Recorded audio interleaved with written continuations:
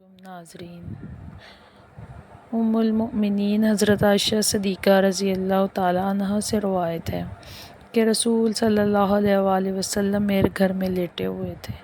رانوں یا پنڈلیوں سے کپڑا ہٹا ہوا تھا کہ اتنے میں حضرت ابوبکر صدیق رضی اللہ تعالیٰ عنہ تشریف لائے اور آپ نے اجازت مانگی تو آپ صلی اللہ علیہ وسلم نے اجازت عطا فرما دی اور خود اپنی حالت پر برقرار رہے۔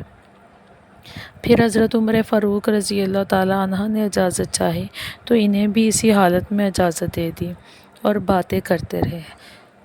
پھر حضرت عثمان بن عفان رضی اللہ تعالیٰ عنہ نے اجازت چاہی تو رسول صلی اللہ علیہ وآلہ وسلم بیٹھ گئے اور کپڑے درست کر لیے۔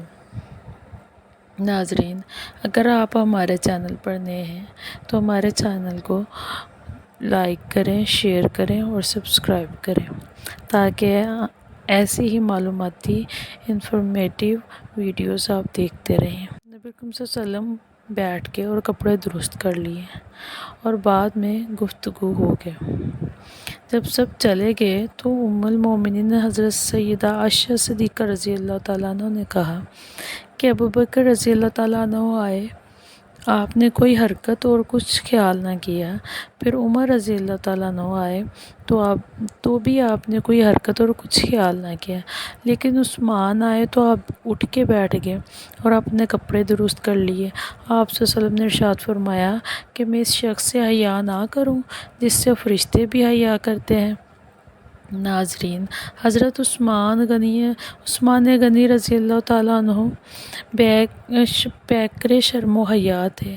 حضرت عبداللہ بن عمر رضی اللہ تعالیٰ عنہ روایت کرتے ہیں کہ حضور نبی کریم صلی اللہ علیہ وسلم نے فرمایا کہ میری امت میں سے سب سے زیادہ حیادار عثمان بن عفان ہے۔ اسی طرح حضرت زید بن رضی اللہ تعالیٰ عنہ سے مروی ہے کہ نبی کریم صلی اللہ علیہ وسلم نے ارشاد فرمایا کہ عثمان میرے پاس سے گزرے تو ایک فرشتے نے مجھ سے کہا کہ مجھے ان سے شرم آتی ہے کیونکہ قوم ان کو قتل کر دے گی، تو آپ صلی اللہ علیہ وسلم نے ارشاد فرمایا کہ جس طرح حضرت عثمان رضی اللہ تعالیٰ عنہ خدا اور اس کے رسول سے حیا کرتے ہیں، اسی طرح فرشتے بھی ان سے حیا کرتے ہیں۔ ایک مرتبہ جناب رسول کائنات امام الانبیاء جناب محمد الرسول صلی اللہ علیہ وآلہ وسلم اپنے اصحاب کے ساتھ کسی مقام پر کھڑے ہوئے تھے جہاں گھٹنوں تک پانی تھا۔ جب حضرت عثمان غنی رضی اللہ تعالیٰ عنہ وہاں پہنچے تو باحجام کے پانچے اٹھائے بغیر ہی آپ کے پاس تشریف لے آئے، یعنی شرم و حیا کے باعث سب کے سامنے گھٹنوں تک پانچے اٹھانا بھی گوارا نہ کیے۔ مواقعات مدینہ کے موقع پر ایک مرتبہ حضرت عثمان غنی رضی اللہ تعالیٰ عنہ کے سینے سے قمیض ہٹ گئی تو فرشتے بھی وہاں سے ہٹ گئے۔ جب نبی کریم صلی اللہ علیہ وسلم نے فرشتوں سے اس کی وجہ پوچھی تو وہ کہنے لگے کہ ہمیں عثمان سے حیا آتی ہے۔ ناظرین، ایک اور روایت میں ہے کہ جب آپ غسل کرتے تو تہبند نہ اٹھاتے، حالانکہ آپ بند کمرے میں ہوتے تھے اور تنہائی کے عالم میں بھی غسل کرتے۔ وقت شدت حیا کی وجہ سے تہبند نہیں کھولتے تھے۔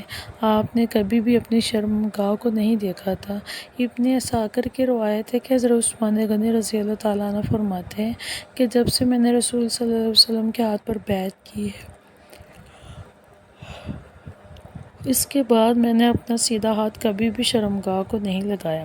ناظرین، حضرت عثمان غنی رضی اللہ تعالیٰ عنہ کی آمد پر رسول صلی اللہ علیہ وسلم نے اس وجہ سے اپنے کپڑوں کو سیدھا کیا کہ میرا عثمان بڑا شرمیلا ہے، میری اس حالت میں یہ نہ وہ ادھر بیٹھ نہ سکے اور میرے ساتھ بیٹھ کر بات نہ کر سکے۔ حضرت عثمان غنی رضی اللہ تعالیٰ عنہ کا لقب ذو النورین مشہور ہے اور اس کا سبب آپ کا سرکار مدینہ صلی اللہ تعالیٰ علیہ وآلہ وسلم کی دو صاحبزادیاں ہیں، حضرت رقیہ رضی اللہ تعالیٰ عنہ اور حضرت ام کلثوم رضی اللہ تعالیٰ عنہ سے ایک کے بعد دیگر رشتے ازدواج میں منسلک ہونا ہے۔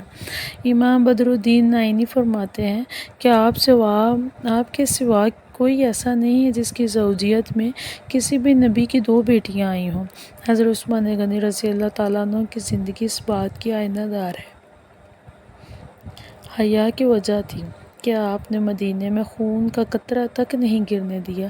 حضرت زبیر رضی اللہ تعالیٰ عنہ نے باغیوں کے خلاف لڑنے کی اجازت چاہی، مگر انہیں یہ کہہ کر روک دیا کہ میں شہر نبی میں اپنی خاطر ایک بھی مسلمان کا خون نہیں بہانا چاہتا۔ میرا سب سے بڑا مددگار وہ ہے جو اپنے ہاتھ کو روک دے۔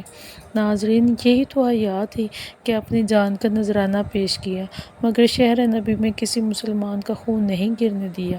اپنی عمر کے 82 سال میں 12 سال فریضہ خلافت نبھانے کے بعد 18 ذی الحجہ سن 35 ہجری کو جام شہادت نوش فرمایا۔ رسول صلی اللہ علیہ وسلم نے اللہ سے دعا مانگی، اے میرے اللہ، میرا عثمان بڑا شرمیلا ہے، قیامت کے دن اس سے حساب نہ لینا، کیونکہ یہ شرم کی وجہ سے تیرے سامنے کھڑا ہو کے حساب نہیں دے سکے گا۔ آپ کی دعا قبول ہوئی اور قیامت کے دن آپ کو بغیر حساب کے جنت میں داخل کیا جائے گا۔ ناظرین، خلیفہ سوم، داماد رسول، جامع القرآن حضرت عثمان غنی رضی اللہ تعالیٰ عنہ پہلے صحابی ہیں جنہوں نے سرزمین حبشہ کی ہجرت کے بعد میں دیگر صحابہ بھی آپ کے پیچھے حبشہ پہنچے۔ بعد ازاں دوسری ہجرت مدینہ منورہ کی جانب کی۔ رسول صلی اللہ علیہ وسلم حضرت عثمان غنی رضی اللہ تعالیٰ عنہ پر مکمل اعتماد اور ان کی فطری حیا و شرافت اور انہوں نے جو اپنے مال کے ذریعے اہل ایمان کی نصرت کی تھی، اس کی انتہائی قدر کرتے تھے۔